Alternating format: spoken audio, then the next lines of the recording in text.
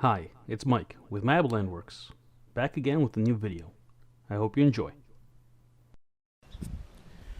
Alright, I'm going to give you hands down one of the best tips ever for caring for your trees and plants.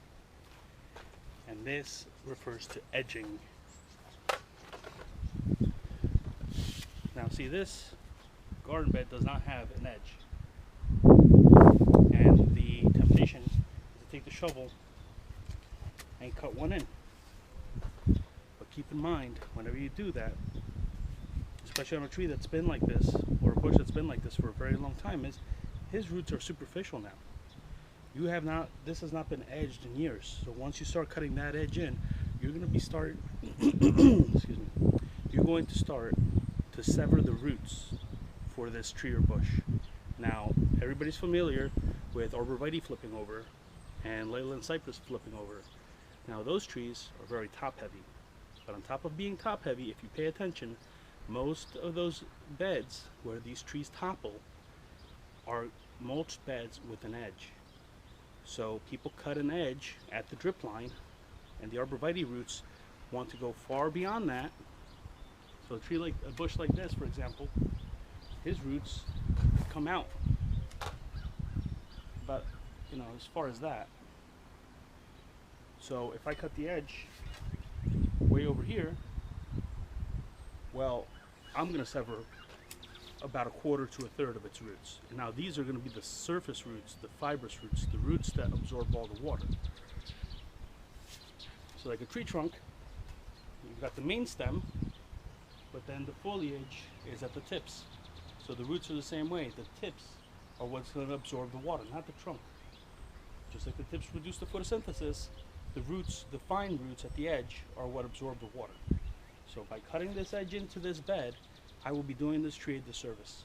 So in this case, what I'm going to do is take my weeding tool, weed out the bed around it, and just lay mulch around the perimeter when the time comes without an edge.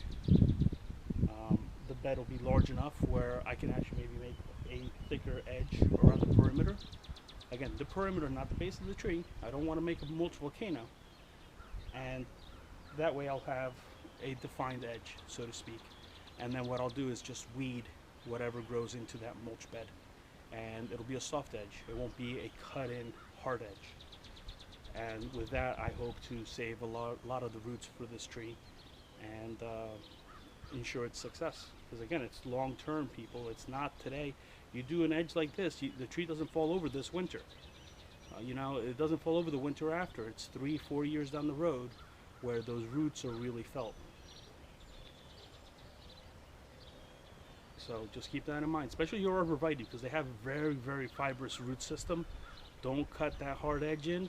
Inspect your landscapers, your pros. Make sure you go out there and you see that if they're cutting the roots, and if you see cut roots everywhere, that's a no-go, okay? Do not cut that edge.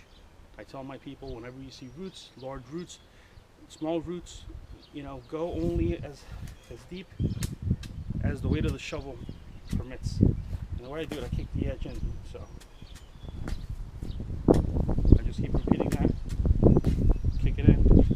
So I'm just removing the grass layer.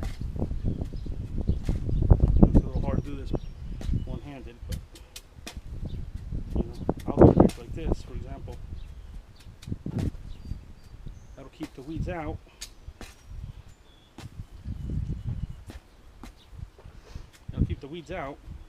It'll give me a defined end to my mulch bed, but at the same time, I'm not cutting any roots, because again, roots are very vital to trees. We do not want to destroy what we are creating. We want it to last a long time. We want it to grow healthy.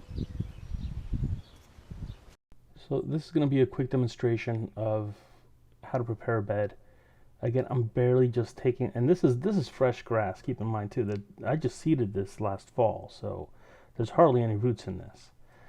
That's why it's coming out so easy. Now, if you had a lawn here that had been here for a long time and you start doing this, chances are you're going to have a lot of grass roots in there. And in order to get those grass roots out, you're going to have to start going deeper. And the deeper you go, the more roots you start hitting. And it's a vicious cycle. So I'm also raking out the weeds, and I'm raking them through here. And loosening up as much soil as I can in the bed, and then I'm raking it through the grass. Now, all that is decomposed mulch and organic material. I mean, that's compost top dressing right there, if anything else, you know. And you know, a lot of people throw it in a wheelbarrow, throw it away, or they throw it on top of the trunks of the trees, and that's really not the way you want to do this. If anything, take all that organic material, rake it through your lawn.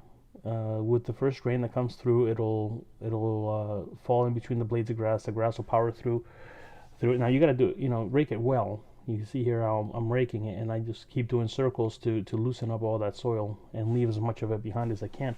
I want to take the waste material out. I don't want to take the dirt. Dirt's heavy. You know, you do a large property, you know, 1 acre property, and you start taking out dirt and weeds and mulch out. You know, you start incurring dump fees and disposal costs, and all those grass clods are going to get shaken out. And this side here is one that I already raked out.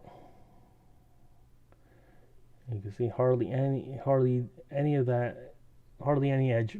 Practically, it's barely an edge to be, you know, it's hardly something you could call an edge. On this side, it gets deeper because there's no, you know, there's no existing trees to worry about. Everything was freshly planted, so I can start cutting a deep edge from the beginning, and that'll train my tree to grow deep roots. Once again, this is Mike from Mab Landworks. Thank you for watching. See you next time.